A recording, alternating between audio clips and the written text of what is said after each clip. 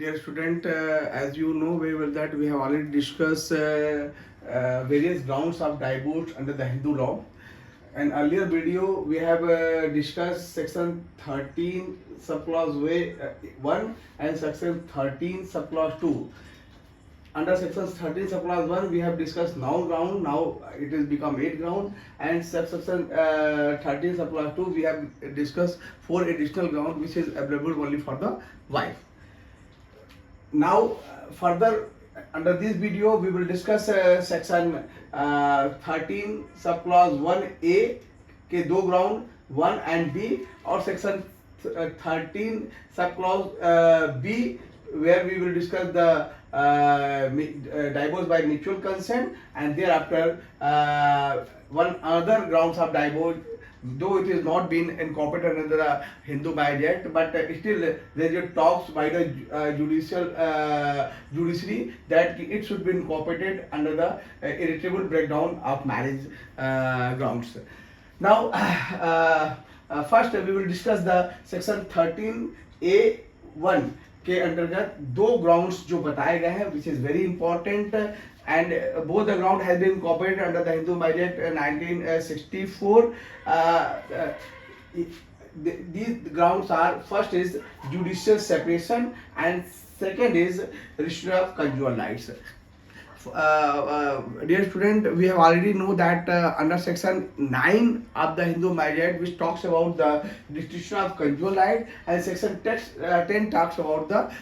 judicial separation. यद्यपि अगर section 9-10 में ही इस बात को लिख दिया गया था, लेकिन इसके बावजूद भी पार्लियामेंट ने 1964 में अमेंडमेंट कर ये दो ग्राउंड्स को यहाँ पर जोड़ा था, जिसमें कि पहला ग्राउंड जो जुडिशियल सेपरेशन का है उसके आधार पर ये कहा गया कि अगर कोई after the marriage if there is any dispute arises between the parties, then they can go for the judicial separation under section 10 of the Hindu Marriage Act. Judicial separation का जो लाभ होता है वो ये होता है कि जैसे ही किसी ग्राउंड पर, जो कि सारे वो वही ग्राउंड्स हैं जो सेक्शन 13 सबक्लॉज 1 में बताए गए हैं, उस ग्राउंड पर जिस पे कि आपको जुडिशियल सेपरेशन भी मिल सकता है और डाइवोर्स की भी डिक्री पारित हो सकती है। तो कोर्ट ज़्यादातर प्रयास ये करती है कि डाइवोर्स चूंकि पूरे के पूरे मैरिज को समाप्त कर देता है, जबकि जुडिशियल सेपरेशन में एक फ़ायदा ये होता है कि as far as the status of husband and wife is concern, it will remain intact after the degree of the judicial separation, but the rights and liability which were generally emerged between the party after the marriage, that rights and liability will be seized. यानी कि दोनों पक्षकार के लिए जरूरी नहीं है कि एक साथ कोहैबिट करे, और लेकिन स्टेटस जो है हस्बैंड एंड वाइफ का कंटिन्यू रहेगा। इसका फायदा ये होता है कि इन द लॉन्ग रन अगर दोनों एक बार पुनः वापस आना चाहें तो इस सेक्शन 10 के अंतर्गत जुडिशियल सेपरेशन डिक्री पारित होने के बाद वो वापस आ सकते हैं। तो यहाँ पर ये कहा गया है कि अगर जुडिशियल सेपरेशन की डिग्री पारित हो गई है और एक साल बीत गया है और दोनों के बीच में कोहैबिटेशन प्रारंभ नहीं हुआ है, तो एक साल बीतने के बाद एक डाइवोर्स का ग्राउंड बन जाएगा। उसी वजह से रिस्ट्रिक्शन ऑफ कंज्यूमर राइट्स में, जिसके हम लोग RCR भी करते हैं, जिसके अंतर्गत विवाह का एक पक्षकार आफ्टर द मैरिज दूसरे के साथ अपने कंसोर्टियम को वापस कर लेता है या विड्रॉन फ्रॉम द सोसाइटी कर लेता है, तो ऐसे इसमें 2-3 चीज सेटिस्फाइड करना जरूरी होता है कि एक पक्षकार ने दूसरे पक्षकार के साथ अपने सारे वैवाहिक संबंध को समाप्त कर लिया है, दूसरा है विदाउट एनी रीजनेबल कॉज है, और तीसरा है कोर्ट अगर सेटिस्फाइड है तो फिर जो है ऐसी स्थिति में RCR की डिग्री पारित की जाती है, और RCR की डिग्री पारित करने के एक साल के भीतर अगर दोनों पक्षकारों के बीच में कोहैबिटेशन नहीं होता है तो साल भर के बीतने के बाद ये डाइवोर्स का ग्राउंड बन जाएगा। तो ये दो ग्राउंड्स को सेक्शन 13 सबक्लॉज ए में जोड़ा गया है। यहाँ पर एक अमेंडमेंट इसमें किया गया था, हिंदू लॉ अमेंडमेंट एक्ट 1976 से पहले ये एक जहाँ एक साल था वहाँ 2 साल लिखा गया था, लेकिन 1976 के बाद अब यहाँ पर 1 साल कर दिया गया है। तो एक तो सेक्शन 13(1)(a) ये क्लॉज था। अब हम बात करेंगे जुडिशियल ग्राउंड्स की, जो इरिट्रेबल ब्रेकडाउन ऑफ मैरिज पर आधारित है। यद्यपि इस ग्राउंड्स को हम लोगों ने इनकॉर्पोरेट नहीं किया है as a ground for the divorce, generally देखने में ये आ रहा है कि मैरिज जो है वो डेड हो जाती है, मृतप्रायता हो जाता है, डिस्पाइट ऑफ दैट पार्टी के पास कोई ग्राउंड्स नहीं है जिसके आधार पर वो न्यायालय में विवाह विच्छेद की डिग्री पारित कर जा सकती है, क्योंकि सेक्शन 13(1) और section 13 clause 2 talks about the different grounds of the divorce. अगर पार्टी के पास कोई ग्राउंड्स नहीं होगा तो उसे डाइवोर्स की डिग्री पारित नहीं की जा सकती है किसी के फेवर में। और ये दोनों ही ग्राउंड जो है जिसमें एक पक्षकार फॉल्ट पर होगा और दूसरा जो है पक्षकार निर्दोष होगा, उसे डिग्री पारित करने की डिग्री को कोर्ट में ले जाने की इजाजत मिलती है। जबकि देखने में आया है कि ज़्यादातर ग्राउंड्स जो है अवेलेबल नहीं होते पार्टी के बाद। अतः तमाम केसेस में सुप्रीम कोर्ट ने कहा है कि अगर विवाह मृत हो गया है, डेड हो गया है, पार्टी काफी दिनों से सेपरेट रह रही है, अब दोनों के बीच में किसी प्रकार का संबंध नहीं है। जैसे एक केस आया था R Srinivas versus Shamishtha case था, जिसमें कि 22 साल से दोनों पक्षकार विवाह के पश्चात 22 साल से अलग रह रहे थे। कोर्ट में जब म्यूचुअल कंसेंट के आधार पर डिग्री पारित करनी चाहिए तो यहाँ पर कहा गया, कोर्ट ने इस पे कहा कि रिट्रीवेबल बैकग्राउंड ऑफ मैरिज को जो है डाइवोर्स के ग्राउंड में जोड़ा जाना चाहिए। यानी अगर कोई विवाह लगभग मृत हो चुका है तो ऐसी स्थिति में उस विवाह को कंटिन्यू रखने का कोई मतलब नहीं रहता है। लॉ कमीशन ऑफ इंडिया ने भी अपनी 71 लॉ कमीशन ऑफ इंडिया ने अपनी रिकमेंडेशन जो 1978 में दी थी उसमें भी कहा गया था कि समय आ गया है कि अब इरिट्रेबल बैकग्राउंड ऑफ मैरिज को डाइवोर्स के ग्राउंड्स के रूप में हिंदू मैरिज एक्ट में जोड़ा जाना चाहिए। लेकिन और उसी को रिकमेंडेशन को मानते हुए 1981 में गवर्नमेंट ने एक बिल पारित किया इरिट्रेबल बैकग्राउंड थ्योरी के आधार पर, लेकिन वो बिल एक्ट में नहीं बदल पाया। पुनः एक प्रयास किया गया यूपीए गवर्नमेंट के द्वारा 2010 में, जब मैरिज लॉ अमेंडमेंट बिल पारित हुआ, जिसमें कि पुनः इरिट्रेबल बैकग्राउंड ऑफ मैरिज को ground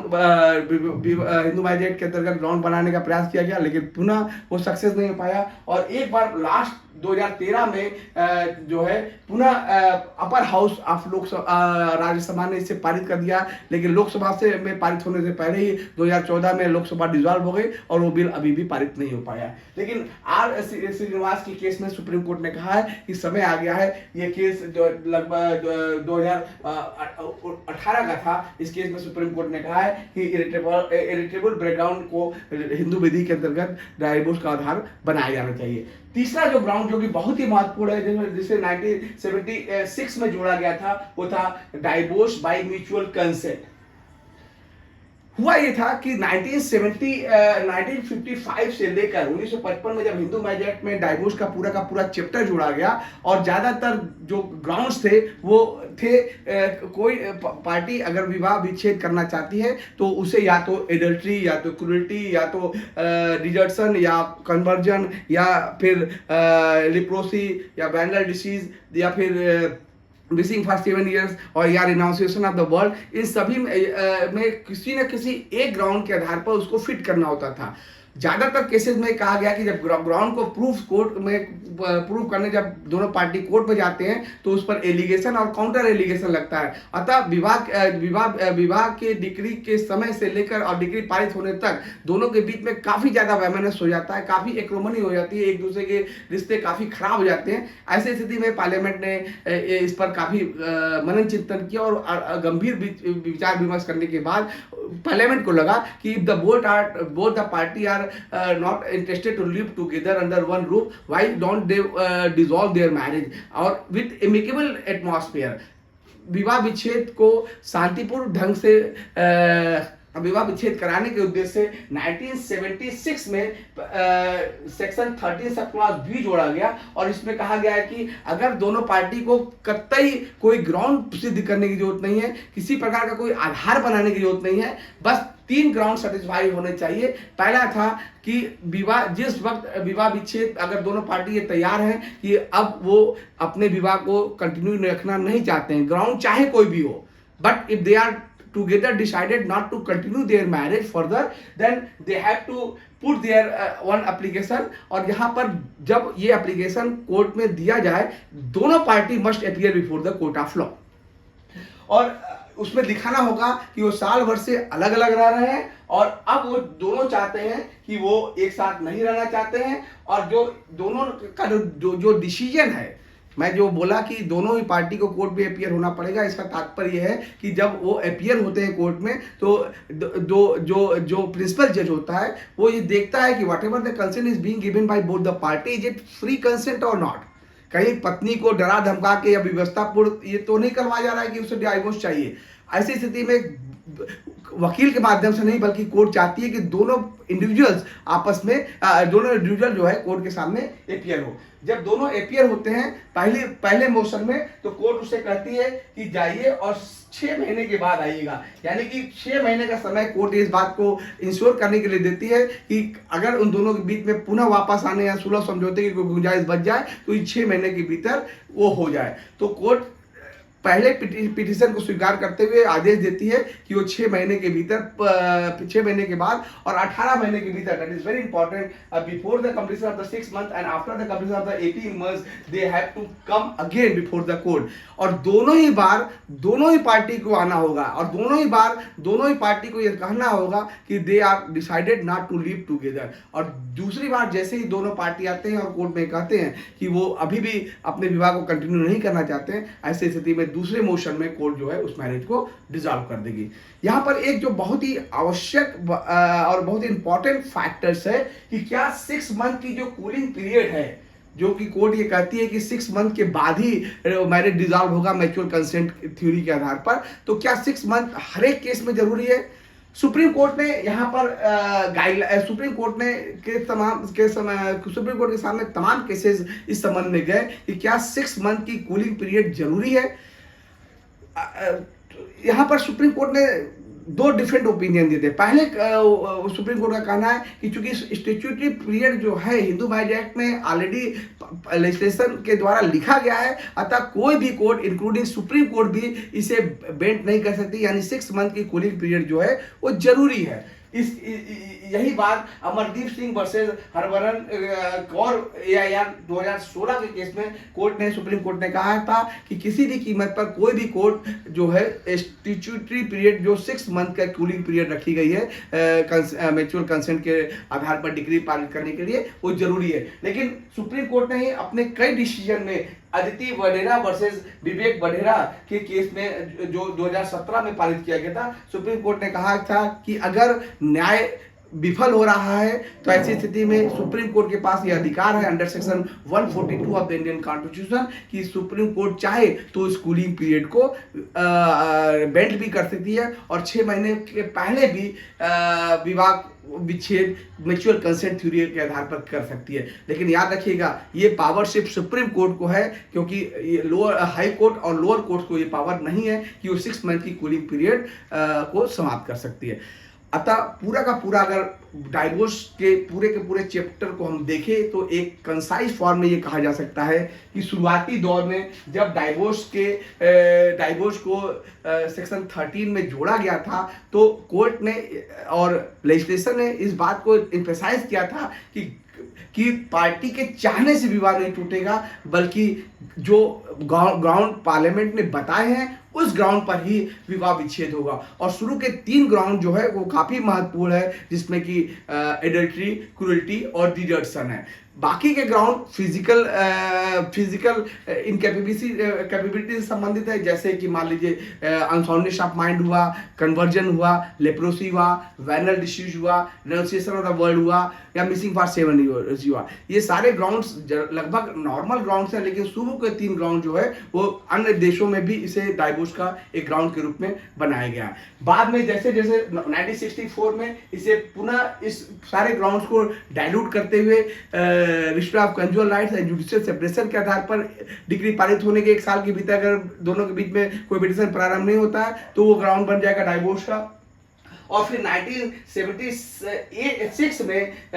marriage law amendment act के द्वारा सेक्शन 13B जोड़कर अब जो है डाइवोर्स के जो ग्राउंड्स थे उसको दरकिनार करते हुए अब कोर्ट का कहना है कि पार्टी अगर अपने इच्छा से ये डिसाइड कर रही है कि उनको विवाह को कंटिन्यू नहीं कराना है तो ऐसी स्थिति में उसकी इच्छा का सम्मान किया जाएगा और उसकी कंसेंट को देखते हुए दोनों के एडल्ट की सहमति से विवाह को कोर्ट चाहे तो डिसॉल्व कर सकती है। और लास्ट जो ये है कि जुडिशरी ने इस बात को इवॉल्व किया है और काफ़ी इम्फेसाइज किया है कि time has come now to incorporate irritable background of marriage as a ground for the divorce. Supreme court का और डिफरेंट हाई कोर्ट का कहना है कि खामखा इतनी लंबी प्रोसेस से गुजरने से बजाय अच्छा है कि मान लीजिए जैसे कि जब उन्होंने 2010 में जब ये बिल पारित किया जा रहा था तो उसमें एक प्रोविजन बनाया गया था कि अगर कोई विवाह डेड हो चुका है उसको जारी रहने का कोई औचित्य नहीं है और 3 साल से लगातार पार्टी अलग अलग रह रहे हैं, उनके बीच में विवाह जैसी कोई भी संबंध स्थापित नहीं हुए हैं, तो ऐसी स्थिति में ऐसे विवाह को बगैर किसी अन्य चीज़ों को मद्देनजर रखते हुए डिसॉल्व करना चाहिए कि अगर जो विवाह डेथ हो चुका है उसमें जान फूकने की कतई जरूरत नहीं है। तो अब हम कह सकते हैं कि सुप्रीम कोर्ट ने तमाम पहलुओं पर विचार करते हुए दोनों पार्टी की इच्छा को सम्मान करते हुए डाइवोर्स के कॉम्प्लिकेटेड ग्राउंड में न जाकर उसकी इच्छा को सम्मान करते हुए अब डाइवोर्स की डिक्री पारित करनी प्रारंभ कर दी है। धन्यवाद।